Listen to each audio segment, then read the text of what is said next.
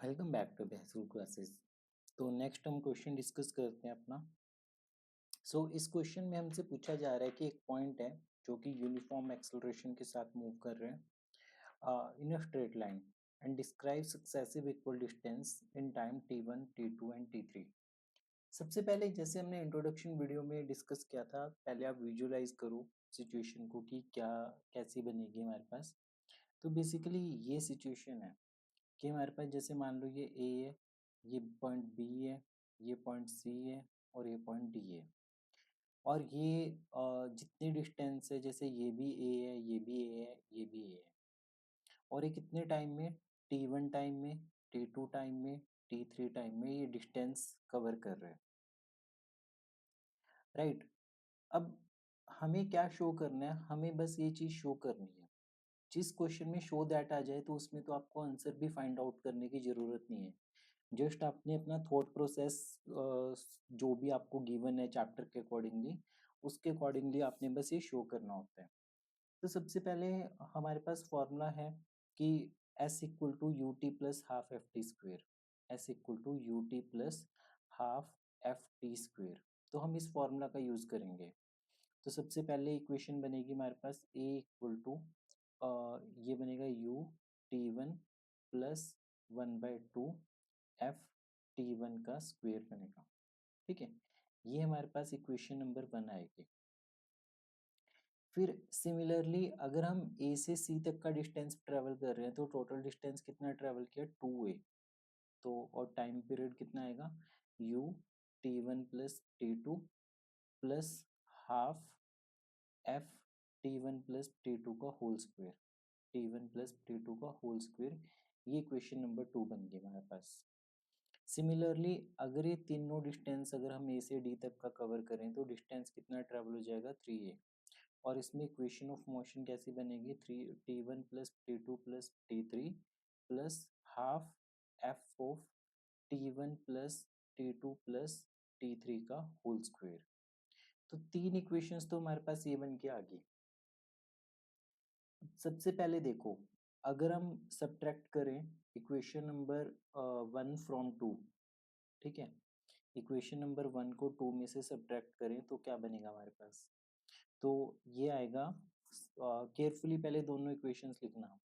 तो मैं ये रेड में लिख रहा हूँ कि इक्वेशन नंबर 2 में से आपने इक्वेशन नंबर 1 माइनस की, तो क्या बनेगा, a equal to U t2 plus 1/2 F t2 का whole square plus 2t1 t2 बनेगा हमारे पास।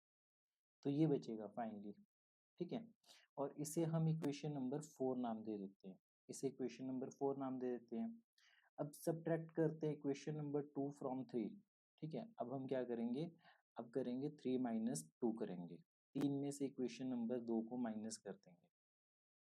तो देखो 3a माइनस 2a क्या बचेगा, फिर से इसकी वैल्यू आएगी a इक्वल टू, अब इसमें से a माइनस करेंगे तो सिर्फ ut3 बचेगा, तो ये बचेगा ut3, ठीक है, प्लस उसके बाद क्या बचेगा हमारे पास, 1/2 एफ ऑफ t3 का square plus 2t2 t3 plus 2t1 t3, ये बनेगा हमारे पास, ठीक है। तो इसे हम नाम दे देते हैं इक्वेशन नंबर 5 नाम दे देते हैं, इक्वेशन नंबर 5 नाम देते हैं इसे हम। अब इक्वेशन नंबर 1 से देखो, इक्वेशन नंबर 1 को हम कैसे लिखेंगे, इक्वेशन नंबर 1 को हम ऐसे लिख सकते हैं कि a upon t1 equal to u plus 1/2 F t1, ठीक है। और इक्वेशन नंबर 4 से देखो हम कैसे लिखेंगे, a upon t2 equal to u plus 1/2 F, देखो t2 कॉमन निकल जाएगा सारा, तो वो t2 तो इस तरफ चला गया, हाफ एफ ब्रैकेट में बचेगा सिर्फ t2 प्लस 2t1 बचेगा हमारे पास। तो इसे नाम दे दो, आप चाहे तो इसे नाम दे दो 6 इक्वेशन, इसे नाम दे दो 7। एट्थ इक्वेशन में हमारे पास क्या आएगा, a upon t3, a upon t3 को हम कैसे लिखेंगे, u प्लस 1/2, मतलब ये t3 नीचे चला जाएगा लेफ्ट हैंड साइड में, f of t3 plus 2t2 plus 2t1, ये हमारे पास इक्वेशन नंबर 8 बनेगी। ये क्या बनेगी? इक्वेशन नंबर 8 बनेगी। अब बहुत केयरफुली देखना, हमें क्या दिया हुआ है? 1/t1 minus 1/t2 plus 1/t3। ध्यान से देखो, a/t1, a/t2, a/t3। अगर हम 6 माइनस 7 प्लस 8 करें तो क्या बनेगा? तो हम वही करेंगे, 6 माइनस 7 प्लस 8। तो अगर हम 6 माइनस 7 प्लस 8 करेंगे तो लेफ्ट साइड में हमारे पास a कॉमन निकल के 1/t1 minus 1/t2 plus 1/t3 बचेगा, और एक इसके इक्वल आएगा फाइनली। इसकी वैल्यू बनेगी हमारे पास u plus 1/2 f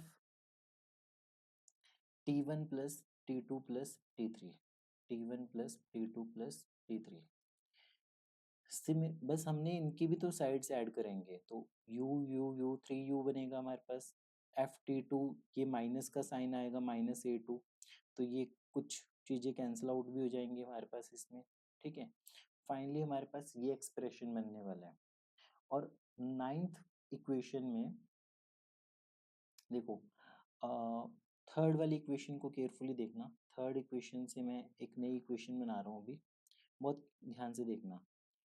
3a divided by t1 plus t2 plus t3 तो कॉमन है इसमें, तो t1 plus t2 plus t3, तो ये हमारे पास क्या बनेगा? u plus 1/2 f of t1 plus t2 plus t3 बनेगा।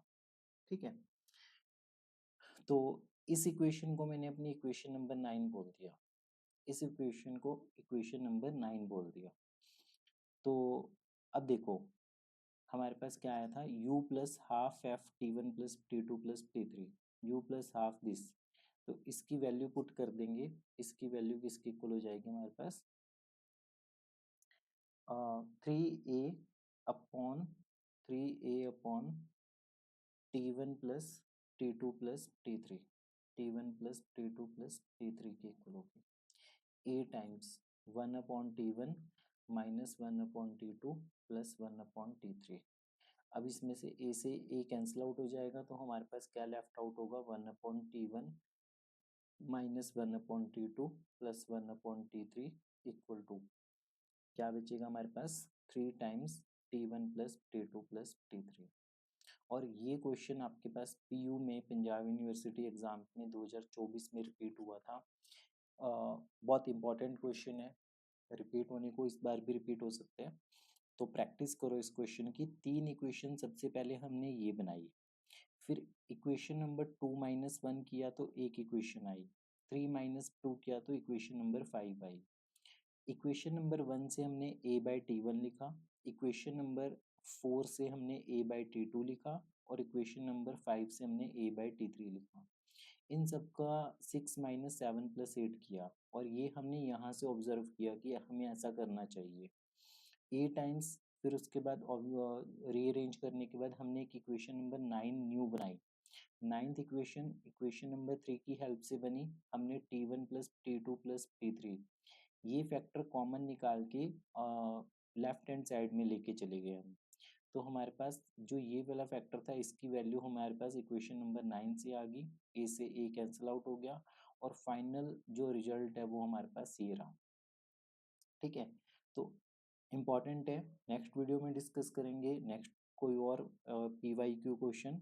फर्स्ट चैप्टर का ही, टिल देन पढ़ते रहिए, प्रैक्टिस करते रहिए अभ्यास क्लासेस के साथ।